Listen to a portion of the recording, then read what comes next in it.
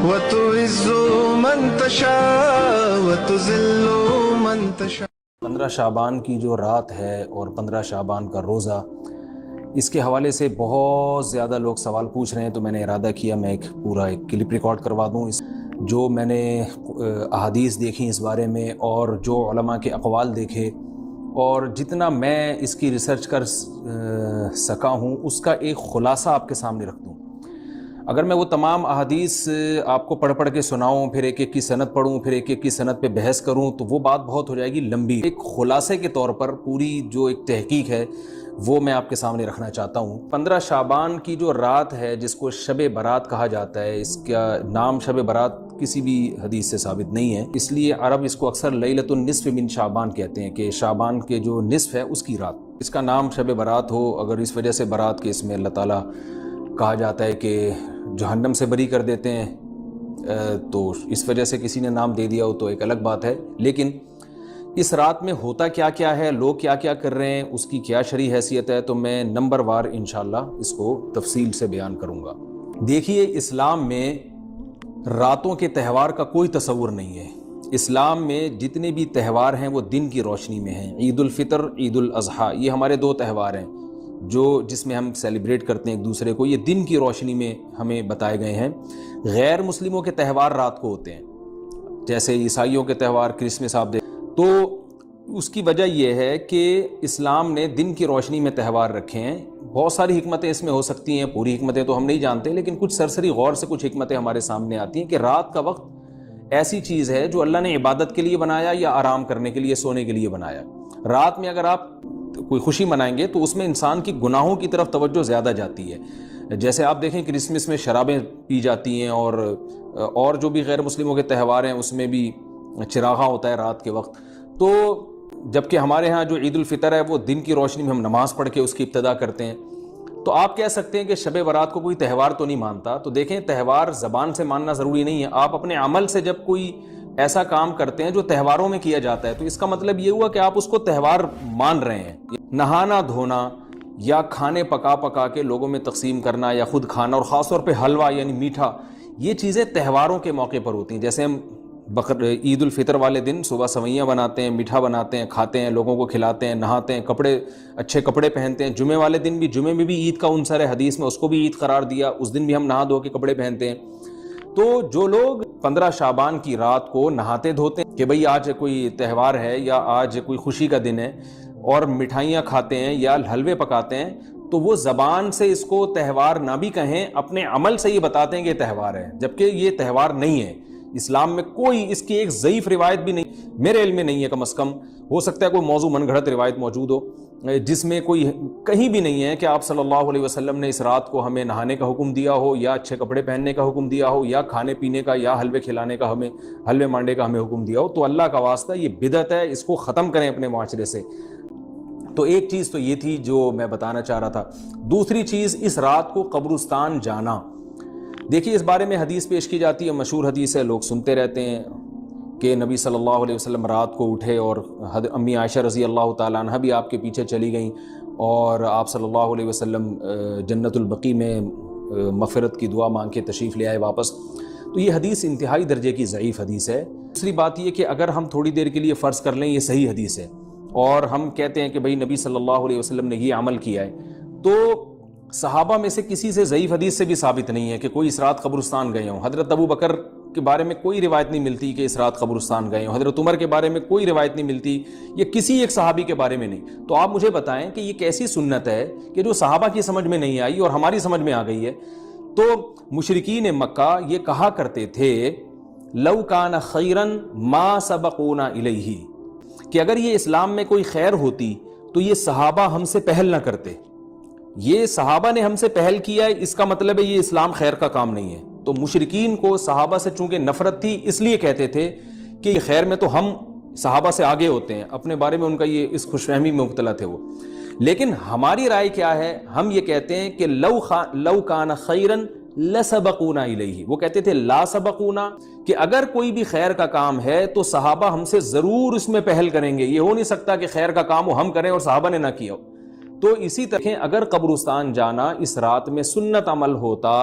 تو صحابہ یقیناً جایا کرتے. کوئی ایک صحابی تو گیا ہو. یہ کیسی بات ہے جو صحابہ کی سمجھ میں نہیں آئی اور ہماری سمجھ میں آ رہی اور ہم قبرستان جا رہے ہیں. صرف تھوڑی دیر کے لیے فرض کر لیتے ہیں کہ نبی صلی اللہ علیہ وسلم جو ایک رات قبرستان گئے, فرض کر لیں وہ حدیث بھی صحیح ہے. یہ بھی فرض کر لیں کہ صحابہ اگرچہ نہیں گئے مگر ہم صحابہ سے بھی زیادہ آگے نکلنے کی کوشش کرتے ہیں. فرض کر لیں تھوڑی دیر کے لیے کہ اس رات کو جانا ہم سنت مان لیتے ہیں, آپ کے دلائل ہم مان لیتے ہیں اور صحابہ کی سمجھ میں نہیں آئے لیکن ہماری سمجھ میں زیادہ آ رہا ہے, ہم فرض کر لیتے ہیں. تو آپ مجھے بتائیں, نبی نے جو عمل جس طرح سے کیا ہو اس طرح سے سنت ہوگا, یا آپ اپنی طرف سے, جس کو ہم پشتوں میں کہتے ہیں اخپل طریقے سے کرنا سنت ہے؟ نبی نے فجر کی 2 رکعتیں پڑھی ہیں اور ہر رکعت میں 2 سجدے کیے ہیں. آپ اگر فجر کی 3 رکعتیں پڑھیں گے تو کیا نماز ہو جائے گی آپ کی؟ اب آپ دلیل میں یہ کہیں کہ نبی نے فجر کی نماز پڑھی ہے تو مجھ پر بھی لازم ہے. تو بھائی نبی نے پڑھی ہے تو جیسے نبی کے پڑھنے سے آپ پر پڑھنا لازم ہو گیا تو جس طرح سے پڑھی ہے اسی طرح پڑھنا لازم ہوگا, اخپل طریقے سے پڑھنا لازم نہیں ہوگا. فرض کر لیں کہ نبی قبرستان گئے ہیں اور یہ قبرستان جانا سنت ہے, تو نبی کس طرح گئے ہیں اور کتنی دفعہ گئے ہیں؟ نبی رات کو چپکے سے اٹھ کے گئے ہیں, کوئی کسی کو آپ نے جمع نہیں کیا, کسی کو بتایا تک نہیں, جو اس حدیث سے پتہ چل رہا ہے ہمیں, اگرچہ یہ ضعیف حدیث ہے لیکن فرض کر لیں یہ صحیح. اور پوری زندگی میں ایک دفعہ گئے, جبکہ ہمارے ہاں ہر سال قبرستان میں لوگ جا رہے ہیں.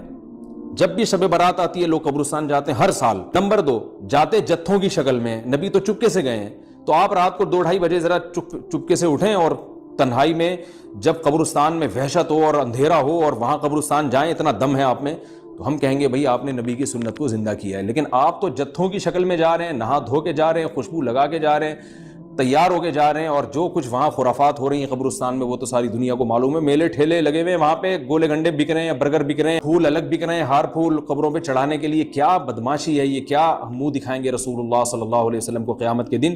آپ کے سامنے کیا وہ حدیث نہیں ہے کہ نبی صلی اللہ علیہ وسلم نے فرمایا کہ روایت میں آتا ہے کہ کچھ لوگ میدان حشر میں آئیں گے تو ان کے چہرے ایسے ہوں گے جیسے میری امت کے چہرے ہوتے ہیں, میری امت کی شکل ہوتی ہے. حدیث کا مفہوم میں بیان کر رہا ہوں. تو جب وہ حوض کوثر کا پانی پینے کے لیے میرے پاس آئیں گے تو فرشتے ان کو بھگائیں گے, سحقن سحقن. تو آپ صلی اللہ علیہ وسلم پوچھیں گے یہ تو میری امت ہے, آپ تو فرشتے کیا کہیں گے کہ یہ آپ کی وہ امت ہے جنہوں نے آپ کے دنیا سے جانے کے بعد دین میں ایسی چیزیں ایجاد کر لی تھی جن کا آپ نے حکم نہیں دیا. تو آپ کیا فرمائیں گے؟ سحقن سحقن, دور کرو ان سے. تو ایسا نہ ہو کہ ہم قیامت کے دن رسول اللہ صلی اللہ علیہ وسلم کی شفاعت سے محروم ہو جائیں. تو اللہ کا واسطہ قبرستان مت جائیں اس رات, گھر میں بیٹھیں آرام سے, یہیں بیٹھ کے میت کے لیے مغفرت کی دعا کریں. تو یہ 2 باتیں ہو گئیں. ایک تیسری چیز کیا ہے, کیا قرآن اس رات میں نازل ہوا ہے اور تقدیر کے فیصلے اس رات میں ہوتے ہیں؟ دیکھیے قرآن میں 2 جگہ اللہ نے اس مضمون کو بہت وضاحت سے بیان کیا. ایک سورہ دخان میں انا انزلناہ فی لیلۃ مبارکہ, کہ ہم نے اس کو مبارک رات میں نازل کیا, اور اللہ نے فرمایا فیہا یفرق کل امر حکیم, اس میں حکمت والے فیصلے ہوتے ہیں اس رات میں.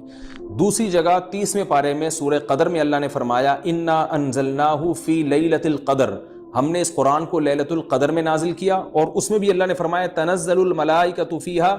کہ فرشتے اس رات میں اترتے ہیں بِإِذْنِ رَبِّهِمْ مِنْ كُلِّ امر, تمام قسم کے معاملات لے کے. تو یہاں بھی اللہ بتا رہے ہیں کہ جو 1 سال کے فیصلے جس رات میں ہوتے ہیں اور فرشتوں کے حوالے کیے جاتے ہیں وہ رات اور قرآن کے نازل ہونے والی رات ایک ہی ہے, یہ الگ الگ راتیں نہیں ہیں. اور سورہ قدر میں اللہ نے فرما دیا واضح لفظوں میں کہ وہ لیلۃ القدر کی رات ہے. تو اتنی وضاحت کے بعد پھر یہ کہنا کہ اس رات میں قرآن نازل ہوا تھا جبکہ اس کے بارے میں کوئی صحیح حدیث موجود بھی نہیں ہے, ضعیف یا موضوع روایتیں ہیں, دلیل کے لحاظ سے یہ کمزور بات ہے. اگرچہ بعض علماء اس طرف گئے ہیں, انہوں نے یہ تعویل کی ہے کہ قرآن جو ہے آسمان دنیا پہ آیا لیلۃ القدر میں, اور وہاں سے جو نیچے نزول شروع ہوا ہے وہ شب برات میں ہوا ہے. لیکن یہ تعویل عقل سے بعید ہے اور اس تعویل کی ہمیں ضرورت بھی نہیں ہے. یہ قرآن کی آیت کسی ایسی متواتر حدیث سے ٹکرا رہی ہو تو پھر تو وہاں ہمیں تطبیق دینے کی ضرورت پیش آتی ہے, جب قرآن کے مقابلے میں کوئی حدیث ہی نہیں ہے, صحیح حدیث بھی نہیں ہے. حالانکہ قرآن کے مقابلے میں تو فقہا کہتے ہیں کہ اگر صحیح حدیث بھی ہو, متواتر نہ ہو, صحیح حدیث بھی ہو تو وہ بھی ظنی ہوتی ہے, تو اس حدیث کو رد کیا جائے گا, قرآن میں تعویل نہیں کی جائے گی. لیکن یہاں تو صحیح حدیث بھی نہیں ہے, یہاں تو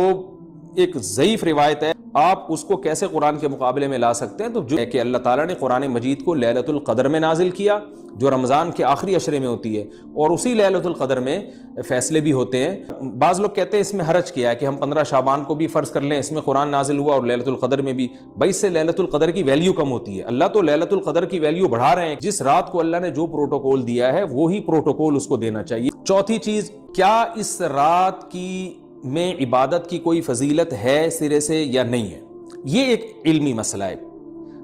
تو اس بارے میں خوب اچھی طرح سمجھ لیں کہ اس بارے میں جتنی بھی احادیث ہیں جو اس رات کی فضیلت کے بارے میں ہیں کہ بنو کلب کی بکریوں کے برابر مغفرت ہوتی ہے اور بکریوں کے بالوں کے برابر، اور یا جو بھی اس بارے میں روایات ہیں کہ سب کی بخشش ہو جاتی ہے سوائے اس شخص کے جو کسی کے دل میں کینہ رکھتا ہے، تو یہ جتنی اس رات کی فضیلت میں احادیث ہیں، تمام محدثین کا اتفاق ہے کہ اس کی فضیلت میں صحیح حدیث ایک بھی نہیں ہے،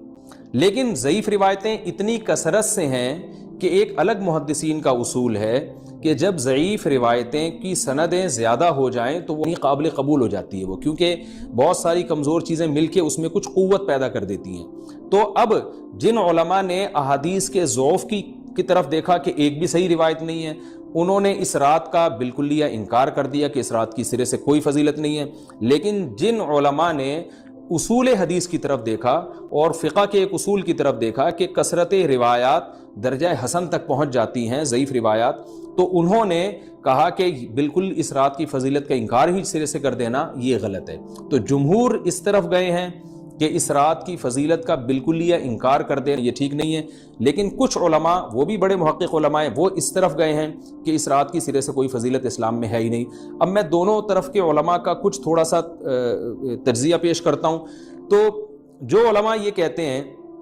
کہ اس رات کی فضیلت ہے اور فضیلت میں کثرت سے روایات ہیں اور اس میں بڑے بڑے علماء داخل ہیں، امام شافعی رحمہ اللہ تعالی جیسے مجتہد بھی ہیں جو اس رات کی فضیلت کے قائل ہیں، جو ہے نا امام ابو حنیفہ سے کچھ نہیں ملا اس رات کی فضیلت کے بارے میں، اور امام احمد ابن حنبل سے بھی مختلف روایات ملی ہیں، اس لیے میں جزم سے کسی اور امام کے بارے میں نہیں کہہ سکتا، لیکن امام شافعی سے بہرحال اس کی فضیلت صراحتاً منقول ہے، اگرچہ انہوں نے بھی اعتراف کیا ہے کہ اتنی اس بارے میں روایات ہیں وہ ضعیف ہیں، لیکن وہی ایک اصول ہے کہ جب ضعیف روایات بہت کثرت سے ہوتی ہیں تو درجہ حسن تک پہنچ جاتی ہیں۔ اس اصول کے تحت جمہور اس کے قائل ہیں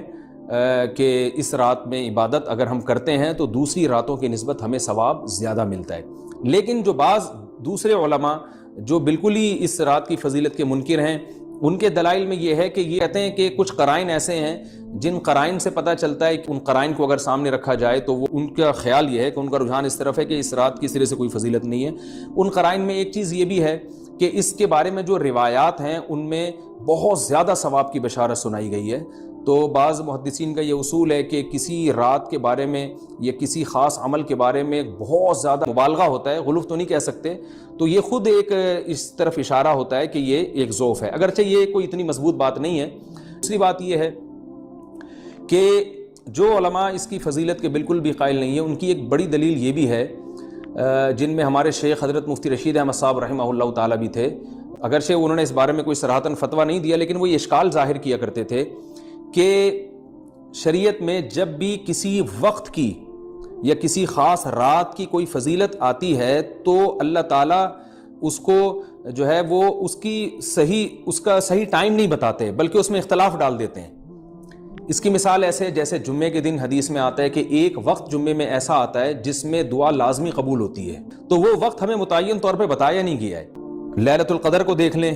لیلۃ القدر کی فضیلت میں قرآن بھی ہے، بہت ساری احادیث ہیں، لیکن لیلۃ القدر کی رات ہے کون سی یہ اللہ نے اس میں ابہام ڈال دیا۔ طاق راتوں میں 21 بھی ہو سکتی ہے، 23 بھی ہو سکتی ہے، بعض بلکہ حدیث سے 22ویں رات کا بھی ہونا ثابت ہے، زیادہ امکان 27ویں رات کا ہوتا ہے۔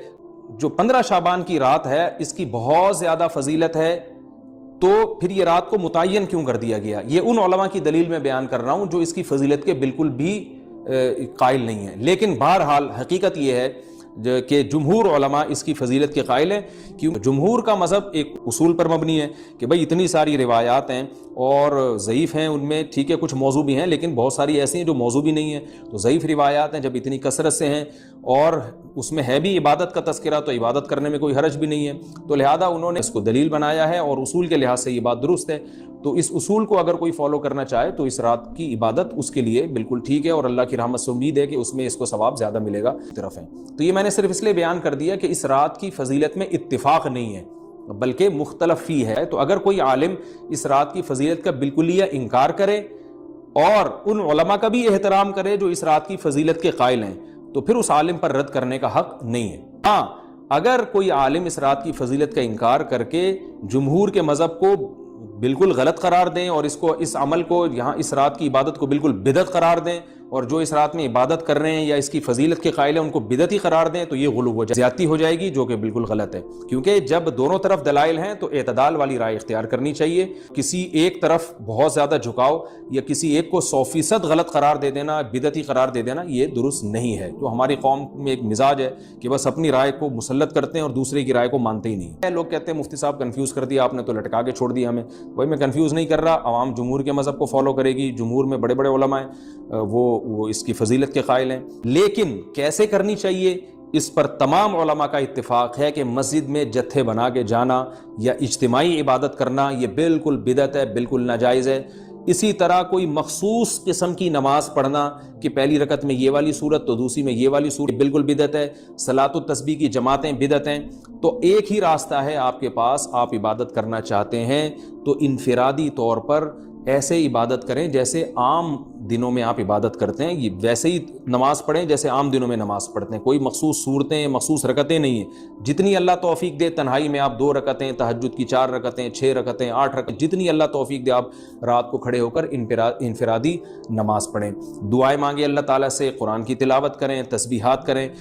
جتھے نہ بنائیں مسجد میں، چراغاں نہ کریں، قبرستانوں پہ رش نہ کریں۔ یہ سب ناجائز اور سب حرام ہے، گناہ ہے، اس کا اسلام میں کوئی تصور نہیں۔ کرنا ہے تو صرف ایک کام آپ کر سکتے ہیں کہ صرف عبادت کریں، اور اللہ کی رحمت سے امید کی جا سکتی ہے کہ اللہ تعالیٰ اس رات میں آپ کو عبادت کا دوسری راتوں کی نسبت ثواب عطا فرمائے۔ جن کے پاس علم نہیں ہے تو ان کو علماء ہی کو فالو کرنے کا اللہ نے حکم دیا ہے، تو آپ جمہور علماء کی رائے پر عمل کرتے ہوئے اگر عبادت کرنا چاہیں تو اللہ کی رحمت سے امید ہے کہ انشاءاللہ آپ کو ثواب ملے گا، لیکن عبادت کا کوئی مخصوص طریقہ ہرگز نہیں ہے۔